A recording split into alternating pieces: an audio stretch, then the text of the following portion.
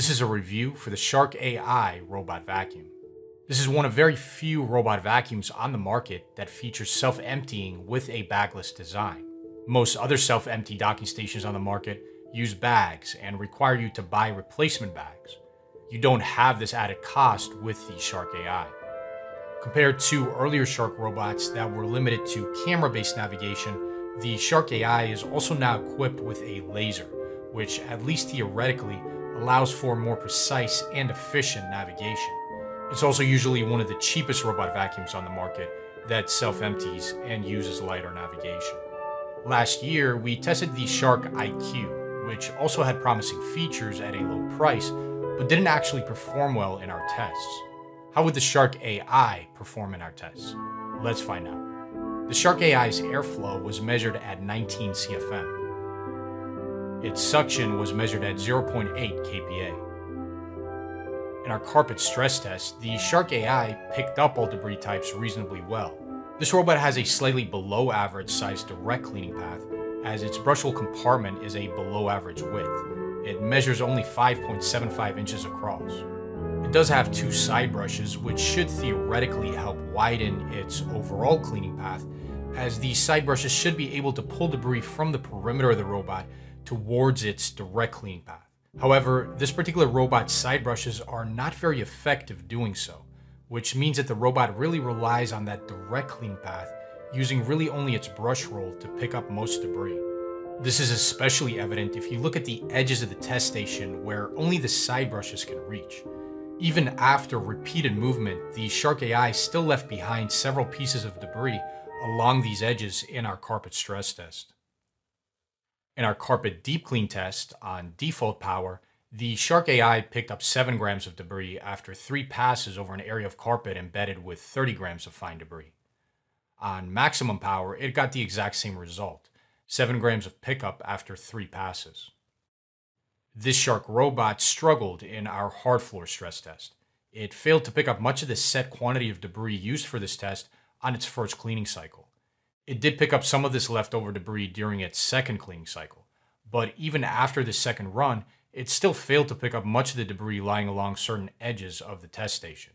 If we go back to the start of the first cleaning cycle, we can see how the robot doesn't properly pick up edge debris during this movement close and parallel to the edge as it should. Instead, it picks up most debris along this particular edge as it turns to rotate away from it during the second cleaning cycle. This left edge is never cleaned properly. The Shark AI doesn't clean edges properly, partly because it doesn't path close enough to them, but mostly because of its poor side brush design. As you can see here, its side brushes have only one bundle of fibers extending from the center of the brush. This limits the frequency with which the side brush is able to make contact with an edge and pull debris away from it. The side brushes of most other robot vacuums on the market have 3 bundles or strands of fibers extending from the center of the brush. This type of side brush is able to pull debris away from an edge with much greater frequency and therefore much more effectively. The Shark AI performed much better in our robot vacuum crevice test. It performed well both on default power and on maximum power. These aren't perfect results, but they are better results than those of most other robot vacuums we've tested. In our human hair pickup test, the Shark AI picked up all the hair, but most of that hair wasn't pulled into its dustbin. 80 to 90% of the hair it picked up tangled around its brush roll and had to be cleaned off manually. This is a fairly average result for this test. The Shark AI was a below average performer in our pet hair pickup test. It pushed several tufts of hair into the edges of the test station without properly picking them up. We also found several tufts stuck underneath the robot when we picked it up after the test. We tested the robot's cleaning efficiency and coverage in 2 different environments, an empty room and a clutter room. In our empty room testing, we first see how the Shark uses LiDAR to navigate in a precise row-by-row pattern across the room. It doesn't clean as efficiently as possible. Notice how it starts navigating towards the left and then double backs towards the right before coming all the way back over to the left. But it does clean neatly in rows, and it gets good and proper coverage across the whole room. In our clutter room testing, we can see how well the robot can navigate around larger obstacles. In this first trial, it gives a substantial bump to the chair near the start of the run. Throughout the run, It also consistently moves in a vertical up-down pattern, even when it's highly inefficient to do so. Notice how it attempts to maintain this vertical pattern even above the rectangular container in the top right corner, when it could easily path horizontally through this area. It ends the run dragging the chair before going back to its charging dock.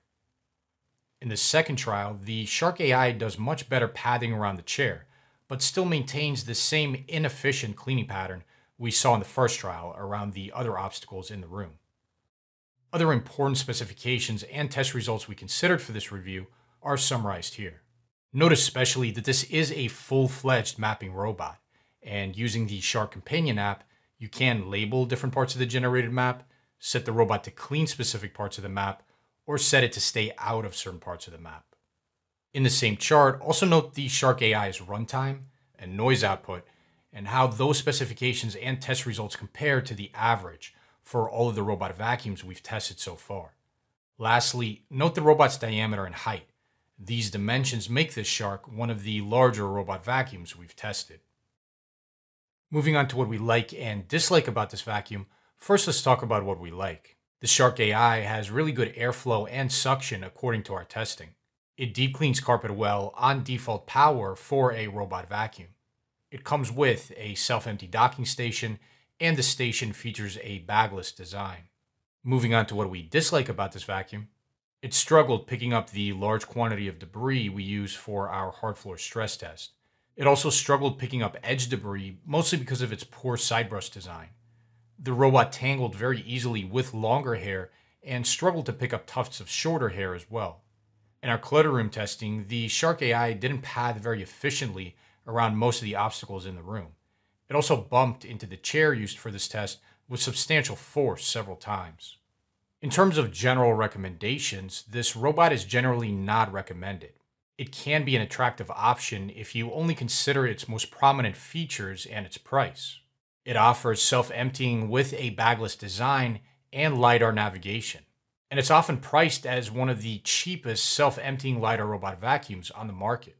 The problem is that while it self-empties well enough, and we really like its bagless design, its navigation lags quite a bit behind that of its LiDAR competition.